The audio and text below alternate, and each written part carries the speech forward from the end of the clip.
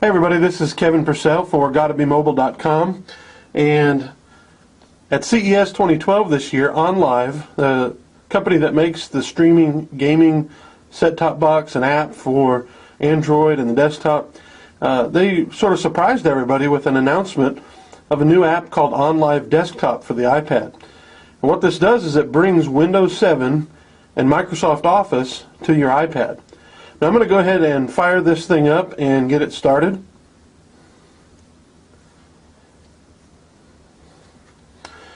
Of course, I've got my credentials there to log in. And notice it takes a little while for it to log in.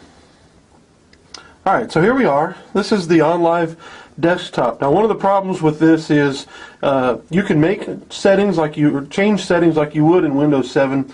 Unfortunately, they won't be saved between sessions. However, it will save some documents. I created a document earlier,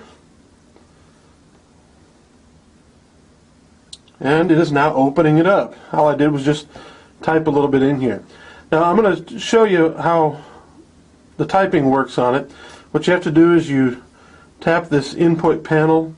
It brings up the keyboard. You can use the inking bar there. I can't remember what they call that, but it's just not real good. And so let me go ahead and show you how the input works on this.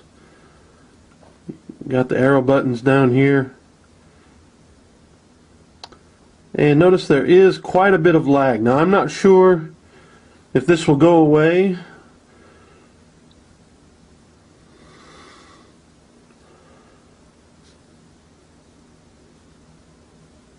But notice with each letter it takes a extreme pause before it actually shows up. So typing on here is not going to be something I'm really going to want to do.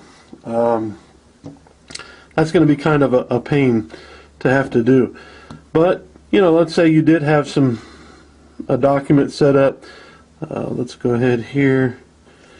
Just like you would on the normal Windows, you can hit the Shift and arrow to select.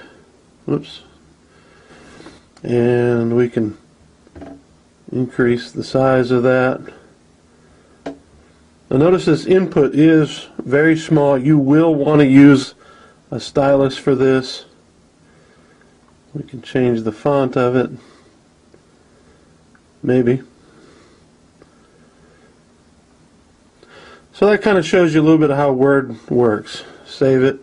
Now after I've saved that, the next time I come back to the OnLive Desktop app, that file is going to be saved just like it was.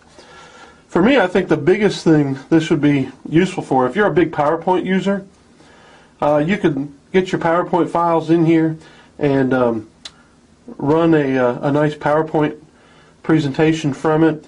Do some minor edits if you wanted to, but it works fairly well. You know, PowerPoint, hopefully you're not doing a lot of typing. Good PowerPoint slides don't have too much type on them. But you could, you know, create a quick one. There are a few things over here. If you look over here to the Touch Pack, it's got a few interesting games. Let's open up the Windows Surface Collage. So you notice the lag, it is sort of slow. You're getting more like netbook speeds, except when you're typing, you're getting worse than netbook speeds. Notice you got a sample collage here. You can drag, shift this, make it large. Now if you wanted to, you could save it, and notice the file says the file has been saved. If I close it, alright, so now that collage becomes my desktop background. However, alright, so notice now your desktop, it went back to the original desktop. So logging off does change that.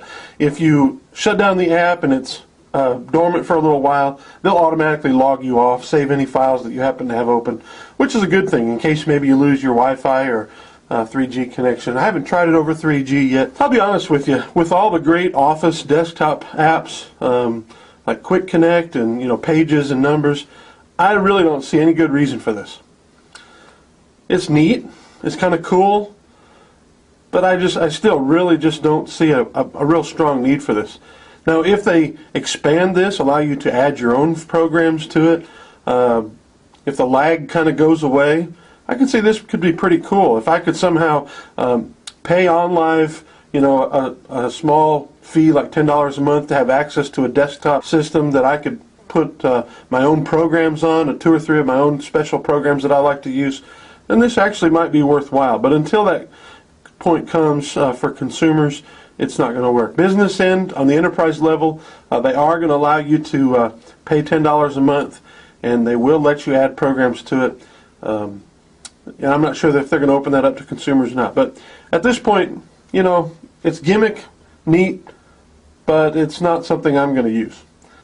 OnLive Desktop, for me, it's kind of a thumbs down. If I was doing it in the traditional 5-star rating in the App Store, I'd probably give it 2, maybe 3 stars. Just because of usefulness and the lag, the real slow performance of it. But this has been Kevin Purcell for Gotta Be Mobile with the OnLive Desktop app for the iPad. You should go check it out because it is free right now. But thank you for watching.